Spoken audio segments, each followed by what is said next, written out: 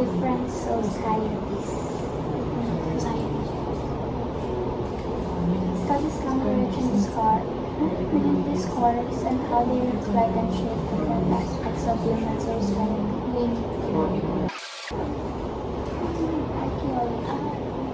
Wait lang.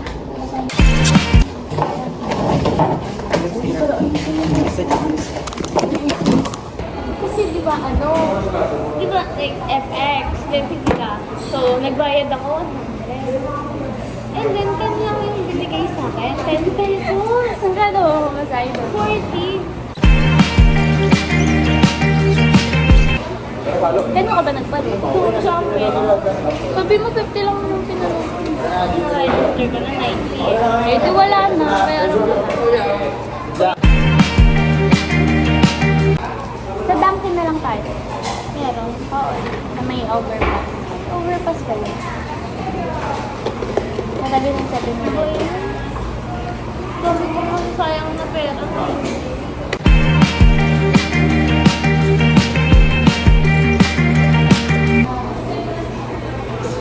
Nanto ka? Tutulog ako. Hindi pa kinakaya ng utak ko. Dito ka nga, bebe ko. Yan. Very good, very good. Arte naman ng mga yun, nagluluto pa eh. Okay lang yan. Naglalaro. Binigyan na kita, masaya na ba buhay mo? Ito ka pa, isa pa. Ayan.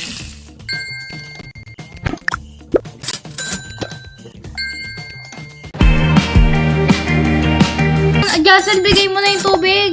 Ano ba? May hawak kang tubig, ayaw mo ibigay. Okay naman Bigyan ng nyo- mga to. Bigyan nyo nga to ng sunog na Hindi naman kain. ganyan. Okay. Matapos na buhay nila. Customer is right.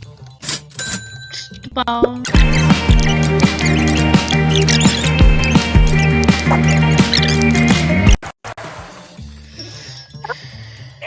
Hanggang yung level 2.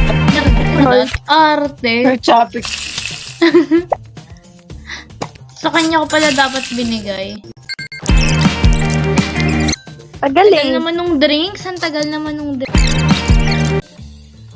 Mag-prepare na kayo sa kamay nyo. Meron. Puro naman to burger.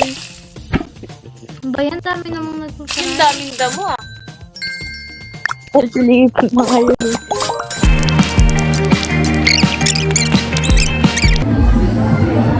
Anong sabi nung nagpa-picture ka? Ako? Baka nagpa-picture ka doon? Oo. Anong sabi? Sabi ano? Naka-remote. May remote daw. Ang tulas! Gusto ko din.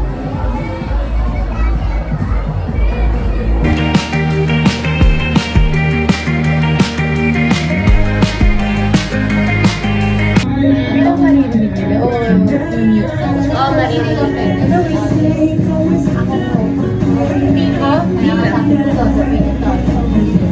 Sabi nga nila siya magkain to. Kasi parang awkward siya.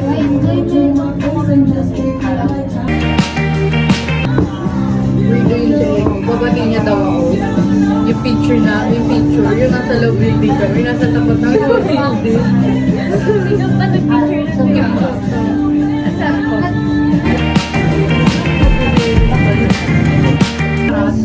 Sabi ko sa'yo, hindi mo kanya ang Alvin, sayang yung Olivia ko. Uy, tagal na nun. Hindi ako makatukod. Hindi pa nga niya kami ng bata na regalo ng Virgin.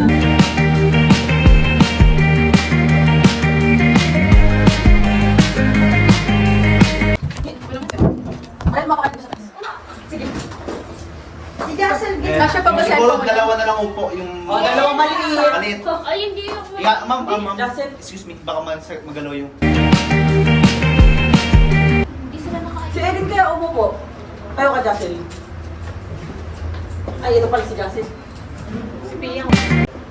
Test shot muna kayo, ma'am. Test shot lang. Si Marie. Si Marie.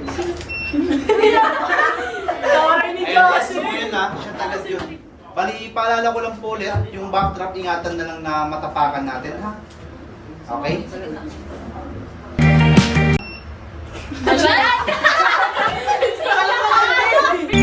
Game. Wait lang! Magsabi naman tayo kayo! Ano muna tayo? Yung magandang normal... Lagyan mo pang- timer. ano, Oo, dito na yan naman ako. Ayoko gusto Kaya nga, na. parang pangat ng box. Pila tayo by height, tapos nakasgay. Ay, tapos nabasalit Oo. tayo. Okay.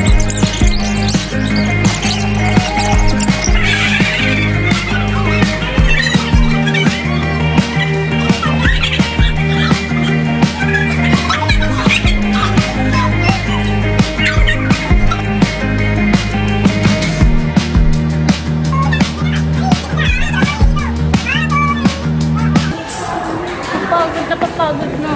Nakikinig pa yung ayun, nagagawa pa tayo ng Gen M. Tapos ano pa? Yung magiging arte. Ay! Sa ano ko yun? Ano, sa Batangas ko gagawin. Ngayon pa ko naman pa ng pakulay ko. Oo, papagawa ka na. Yan, no? Galing-galing ko mag-draw. Uy, wow! Nagkulay lang ako dun. Oh, na-idea mo ba yun? Hindi. Yung ginawa ko, Naghanap ako ng iba't ibang iba't ibang bahay. And then, ang plano ko, pagsasama-samahin ko siya, gano'n. ay hindi yung that gagawin ko. eh. Iko-combine ko. Meron ba tayong shirt? Yung sa ano? Oo, meron. Magkano kaya yun? Tsaka kailan tayo mabibigyan? Siguro kapag nag-pertaan na talaga tayo. Kasi wala pa din. Alam mo na.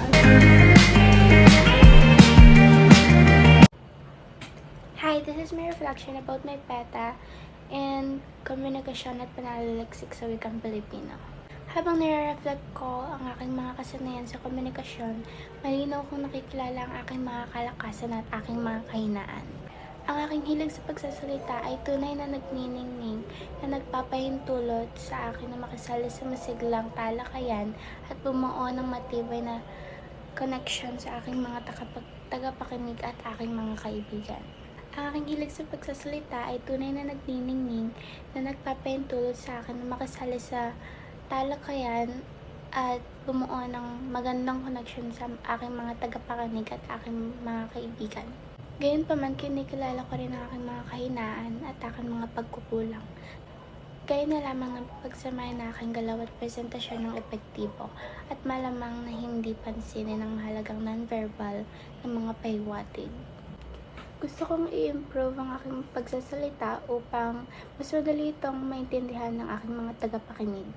Gusto ko rin na mas madali nila itong unawain at mas madali nila ako maintindihan pagka ako'y nagsasalita o nakikipagkomunika sa kanila. Ang aking layunin ay maging isang kumpiyansa